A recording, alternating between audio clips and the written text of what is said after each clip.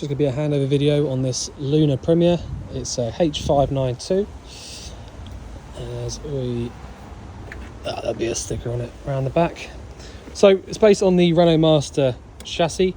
So on the left hand side here, we've got your brake fluid attached to the servo just behind it. And you've also got on these Renaults a fuel priming pump just here. That's a manual primer if you should ever need it. The power steering fluid is in this reservoir here at the front, and your washer fluid in front of that. You've then got your engine oil through this cap just here, and your engine oil dipstick just next door to that. Your engine coolant is in this reservoir at the top just here, and you can see there at the perfect level when it's cold. Air filter sits inside this box here, and you've also got a positive terminal for the engine battery under this little cover just here. So if we just open up the passenger door, you can see we've got inside here, we've got your bonnet release handle and not a huge amount else. The swivel front seats are from this little lever just here, but because you've got the ISRI seats, they are so sort of adjustable, you can get them really comfortable for anybody. Habitation door opens up on a gas strut up there, so you can see there it opens itself up and stays quite sturdy. Next locker along is your gas locker. Now there's no bottles in here at the moment because the customer that's bought this vehicle was having a gas low system put on it, or his existing motorhome having his one taken out put into this, which is why we've got the filling point fitted just here. So you have got space in there for 2 of those bottles, as you can see, and your regulator is just there ready to go. So you've got the full-sized wind out awning up the top here. This is an Omnistore awning. The Omnistore ones have got the pole like this, which has got this type of end. So further towards the back, we've got this, which is our toilet cassette locker. This is a Thetford toilet cassette. And we lift up on the little yellow tab down here, we can then lift the entire cassette out. From that point, all you need to know is that you twist this open and empty from here.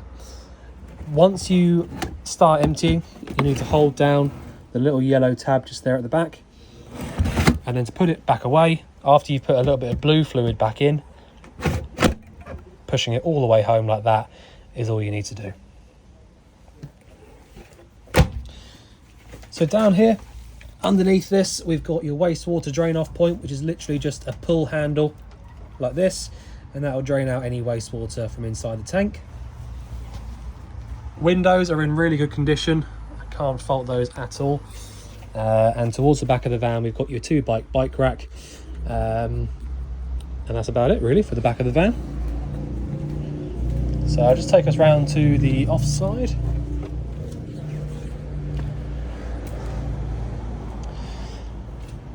So on the offside here, we've got your diesel filling point just down here. You need the ignition key to get that to open up.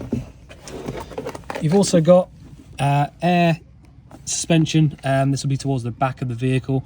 So basically you can just keep your eye on this PSI gauge in here and just top it up as and when you need to. At the moment, they're absolutely fine. So the engine battery sits under the floor, under this little cover here. So if you ever needed to get to that, you just lift that cover up and then you can get good access to the engine battery. The cab itself is a fairly high spec, so you've got the electric adjusting mirrors and windows. You've got the 6-speed manual gearbox just there. Air conditioning from this switch just here alongside all of your heater controls. Singled in Kenwood head unit, I'll get my words out, and yeah, that's about it really. So I'll just shut the door, it's just starting to rain. So we've then got your freshwater filling point, so if you want any fresh water in your tank, fresh water goes in there.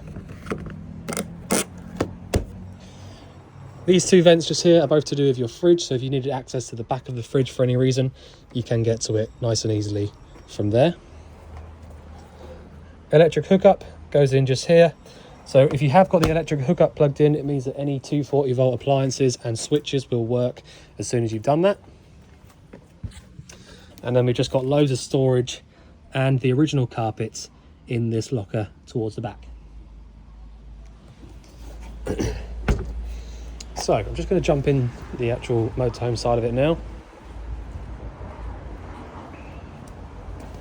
Just starting to rain, so that's good timing. Right, so in the cab, as I said, you can swivel both of these front seats around. Once you've done that, you've then obviously got your nice sort of dining area. It's a nice sociable sort of layout, this one, towards the front, as you can see. Loads of natural light coming in through this window up the top just here. Now this has got a blackout blind as well, so if if it is night time and you want that over, you can use that. So first thing I'm going to run you through is just going to be the main control panel up here. So this is a Calera system that you've got in here. So the Calera is, what I mean by that is basically this board here, this control panel, links up directly over here to the Calera power supply unit. So basically anything electronic runs up to that power supply unit and then gets diverted and split off wherever it needs to go to. Simple as that. So the control panel up here is super simple. So all you need to do to get anything to work is press the on button over here. You've then got a tank heater switch, which you normally won't need, water pump switch, and then we've got our levels. So the levels, if I press up on here, it's going to show us the fresh water level here on the left and the leisure battery voltage on the right. So fresh water level, leisure battery. If I press down on here, it's going to show us the wastewater level and the vehicle battery voltage. This little symbol here will come on when the waste tank is completely empty, and this light here will come on when the electric hookup is working and plugged in. And that's it. There you go. So from there, if you've got the water pump turned on and you've actually got some water in your fresh tank, which we don't at the moment, which I showed you just then, you would then come over here to the sink and basically just draw the hot and cold water through. Now, when I try this now, it's not going to work because I haven't got any water in the tank. But, you know, normally, just to make sure that everything's pressurized and up to the perfect level, you would just basically put the pump on and do as I said there. Just lift the tap on the hot and cold. And as long as you get water coming through both hot and cold sides, you can know that everything's full up. The boiler's full and you've not got any air in the system. So on the same note as the pump, you've got what's called a submersible pump in this vehicle, which means that it physically sits inside the water tank and draws water like that. It's the actual pump itself sits inside the tank. Big plus side to one of those is that it doesn't work on pressure, it works on 12 volt power, which means that every single tap in the vehicle has got what's called a micro switch inside of it, which basically means that when you lift the tap up, a little switch inside tells the pump when to turn on and off. So the big plus side to that is that because the pump doesn't work on pressure, the pump will not do anything at all unless you want it to. Sometimes with the inline pumps that work on pressure, they can be a little bit troublesome where they'll run on and run on when you don't actually want them to. Whereas this one will literally only work when you tell it to. All right, so that's just a bit of a, they're a bit more safe in the fact that, you know, it's not going to be running on without you knowing it sort of thing. But yeah, anyway, it's probably a bit boring, so I'll carry on from that. So yeah, hot and cold water system just there. Making sure that you get water come through on the hot side is important because it means that the boiler is full then.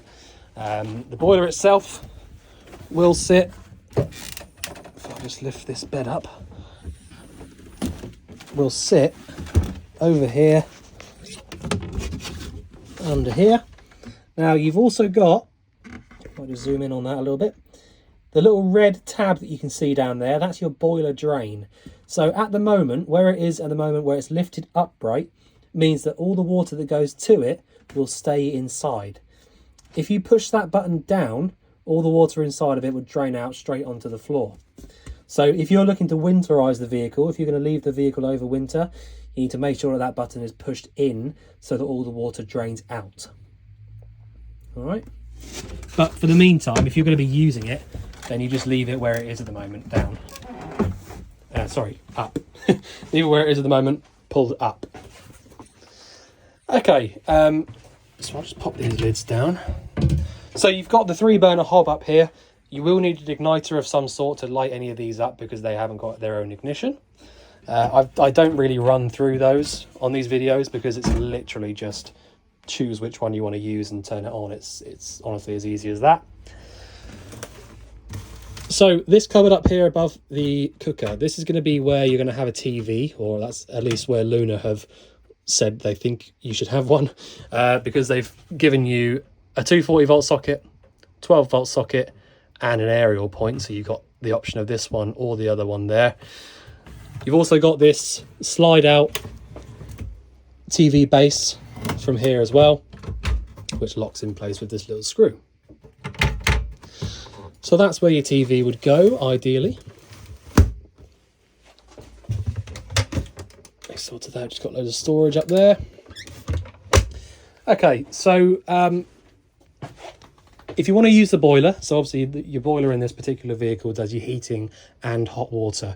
So you've got what's called a Truma combi boiler on here. So the same one unit that I've just shown you down there under the bed does both the heating and hot water. So because it does both, you get the option of using them separately or at the same time. So this is the controller for the boiler. Just get rid of that little bit of glue there. So the idea behind it is that you've got 40 or 60 going up, and that is the water heater only. So if I went up 1 or up 2, then I'd have either 40 or 60 degrees of hot water. All right, so that's hot water only. Back down to the middle, turns the boiler completely off. If I go down once, that's going to give us heating only. And if I go down 2, that's going to give us heating and hot water. So, for example, let's just say, you know, you just got into the vehicle. It's a day like today where it's really warm outside, but you still want to go in the bathroom and have a shower, or you still want to use some hot water, whatever it might be. If you want hot water, you just go up. So that's no heating, just hot water. Heating only, down 1, both at the same time, down at the bottom. The thermostat for the heating is up here. That's what this little black thing is here. So I will just say, if you've got the door wide open, obviously that's not going to be a good thing for the heating anyway, but if you have got the door open, the thermostat is going to think it's a lot colder than it is inside the vehicle than it actually is. So just bear that in mind. But there you go. So proper over-the-shoulder seat belts just here in the dinette, which is always handy. It means you've got proper compliant seat belts here on your forward-facing seats. In the wardrobe just here, what have we got? So these are the screens for the front. So these are your sort of silver screens for the front. These aren't cheap to buy, so it's nice that they've left them in. Paperwork for the vehicle is all in here. So absolutely stacks of the stuff in there, loads of different sort of instruction manuals for various different appliances, and obviously your servicing books and things like that. So that is all in there.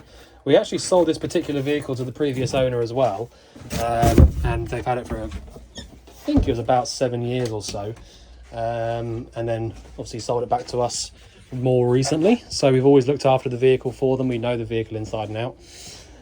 We also used to sell these brand new, actually, about sort of 20-25 years ago. We used to sell these brand new. Lunar, Home Car, lots of different brands like that. So, just down here below the fridge, first off, we've got this little cupboard here, which is where your leisure battery is. So that's the leisure battery just there, powering all the lights and things in the back end. Next door to that, we've also got the solar controller. So you've got a solar panel on the roof, and that is charging this leisure battery directly.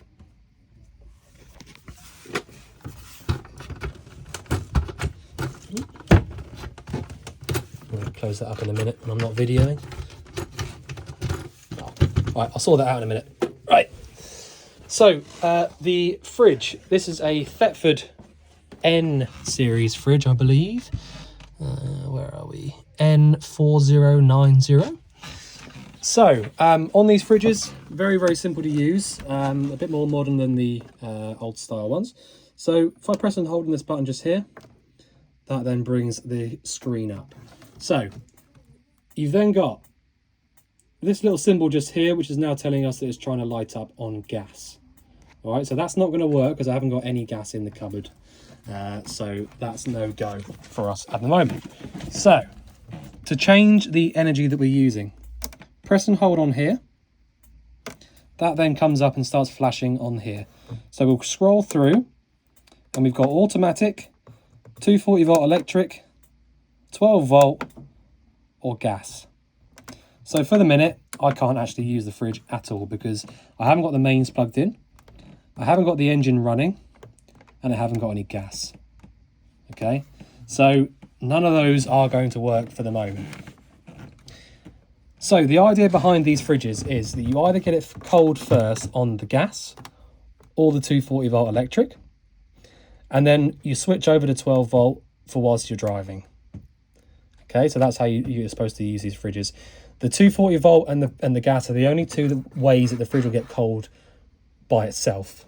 Okay, the 12 volt one is only really powerful enough to keep the fridge cold once you've already got it cold. All right, the way that the 12 volt works is it actually uses the engine's power itself to work. So it takes basically it takes a cable from the alternator essentially and works like that. So your engine does have to be running in order for this 12 volt to work. So fingers crossed that makes sense. But basically what you would do is you would select whichever energy you want to select. So click it once. It will then take you over to this right hand side and you'll be able to select the temperature that you have it on. And then you press it again and that'll be it set. Now, because it's an automatic energy selecting fridge, you can also use the A function on it if you want to. You can go back to A, click on that, select our temperature, and it will then automatically choose one of the functions. Okay, so that is going to give us a little fault code in a minute because it's not, it's not able to use 12 volt because the engine's not running. So hopefully that makes sense. I'll press and hold on this one now to turn it off. Try it again. And that's it. There you go. So above the fridge, we've got this Kramer oven and grill. So you've got an ignition on this one. So you push in, it gets the ignition working. So in and round to the right will light the grill up.